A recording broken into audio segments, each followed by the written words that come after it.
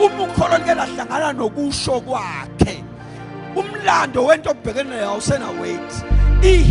yonke into yaziyo nento watshelwa ukuthi lento yaqala kanjani yavela kubani yabani obani ayisasebenzi ukholo override everything. Indoda beyina 38 years ihleze echibini 38 years ingakazinyakazi ingakazi ihlezi la echibini uJesu wafika kuyona yafuna ukusinda ithi indoda anginamuntu wathi uJesu sukuma uthatha uhlaka uhamba lalela la kuphilwa ngophonseka echibini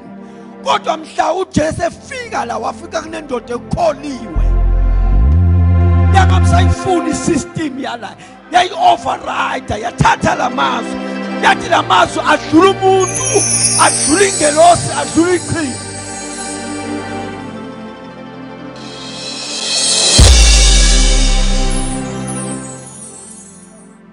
Ukholo closes the gap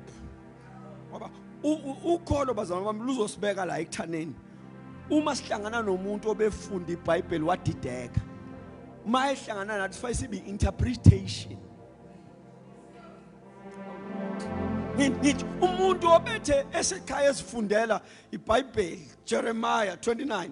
icebo lami ukuphumelelisa ethi uNkulunkulu uzongiphumelelisa emakutheni efunda adideke ukuthi uNkulunkulu uphumelelisa emakutheni bese ehlangana nawe ahlangana nawe uyazi ukuthi uzalwa kabani uyazi wafunda